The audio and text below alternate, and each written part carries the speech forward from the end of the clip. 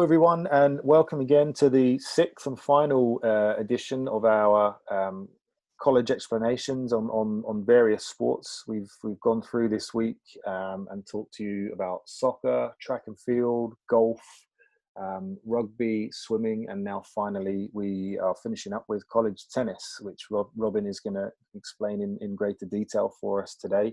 As always, I'm based here in the UK speaking to you today, and Robin's over in Sweden. Yeah, hi guys from Westeros. Yeah, and as I say, he'll give you a little bit of explanation on how the college tennis system works over in America. So to kick things off, what's the college season like? When is it, and how does it kind of work over there, Robin? Yeah, so college tennis is quite similar to the college golf season. If you've listened to that one, so it's a spring season it's the official season starts in January and ends with the national championship in May. However, you do play several invitationals that is not counted towards anything, so you could consider them as scrimmages, but you play a fair amount of them during the fall. So you'll start practicing from the beginning when you start your college career in the fall, and then you start practicing tennis quite straight away and then play quite a few scrimmages. So whenever the season starts in January, you'll be in great shape in order to compete. So it's a spring season, but it's a lot of games during the falls as well, which is called invitationals. Okay. And then in terms of the game formats, they work a bit differently to what we're used to and what we see usually on the tennis circuit globally. So explain the format of every kind of college game, how that works. So tennis is a bit different than all the other sports in college, because tennis actually have different types of competition and game rules throughout the different types of conferences. So instead of me going into depth in how they compete in each conference, today we're solely going to speak about Division 1 solely in terms of how they compete. So college tennis, like all college sports, are a team sport. So you compete as one school, and the way you play matches against each other is that you play 1v1 versus another school. So it's not like track, it's not like swimming or any other individual team sport, if you could say that you compete in a meet or an invitational. You play a head-to-head game against another school. So the way it works is that each tennis coach brings 6 tennis players that are going to compete against each other. And how they compete against each other is that you play 6 single matches. Each single match contains of best of 3 sets. So those 6 single matches play in a row, and you get 1 point for each match won. So it could be anywhere from 6-0 to 3-3 and everything in between after those 6 single games. Then when each player has played a single match each, you then play 3 double matches. So it's the same 6 players that will play doubles as well. But the way doubles are calculated and you get points from is that you only get 1 point by winning the double matches. But that means that if you win 2 of 3 double matches, you get 1 deciding point. So the single matches, they all account for 1 point. But for the double matches, you just need to win the advantage of the double matches, if that makes sense. And the double matches are solely 1 set, so they are quite quick. So doing the math and hopefully understanding my explanation, you understand that the most score you can win with in tennis is 7-0, and that is if you win all your 6 single matches. And if you win 2 of 3 double matches, then you have a score of 7-0. So it could be anything up to 7 in each school. And like we've spoken about in all the other episodes, you compete with conference championships, regionals, and national championships. So if you win your conference tournament where you beat the schools in your conference, which are 10 schools, approximately in your region where you play each year. If you win the championship of those 10, you advance to the NCAA regional championships, where you meet other conference championships teams, and then if you win that regional, you then advance to the national championship tournament. So it's a game format, head to head.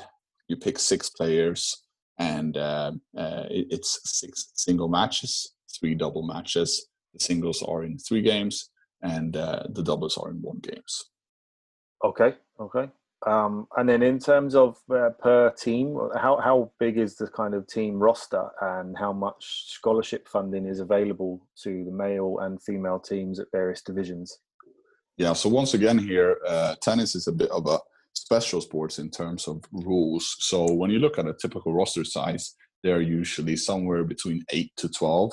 So once again, 6 players will be appointed to a match, but the roster size is usually 8 to 12.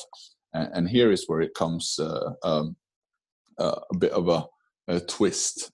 So on the women's side, women's Division 1 tennis is counted as a head count sport, which is called. It's just a very, very few amount of sports. I don't know them by heart now. You can Google it up with head count sports.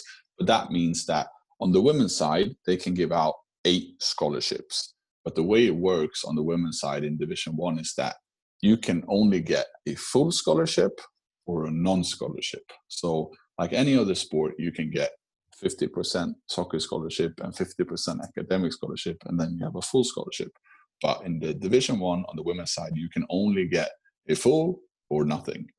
So the schools who have the most funding, they can give out 8 full scholarships, and each school has certain amount of funding. So even if you play at a Division 1 institution, there might only be they can only afford maybe 4 or 5. So 8 is the maximum. Looking at the men's side, they do not count as a head count sport. So they have 4.5 scholarships, and they can divide them up just how they want.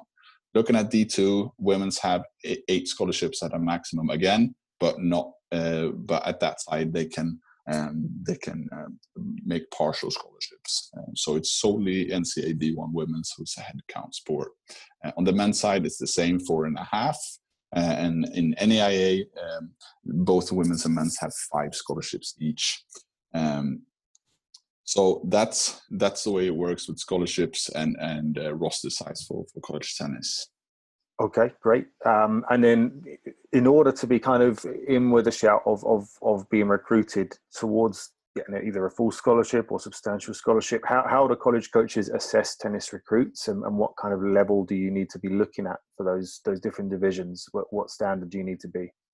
Yeah, so if you are a tennis player who listens to this and having me saying UTR ranking, you will probably, or you will definitely know what I mean. So tennis has a ranking system who is universal. So it says UTR stands for Universal Tennis Ranking, where they log every game you play, how good that player were, and then you get a ranking from it. So the way it works is that college coaches look at the UTR ranking a lot.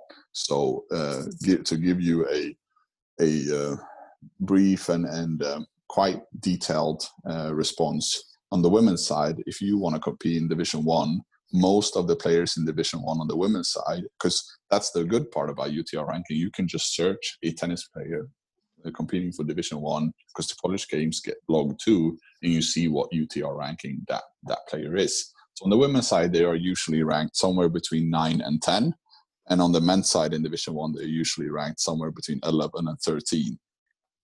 And in Division 2, women's are usually ranked between 7 and 8, and men's from 10 to 11.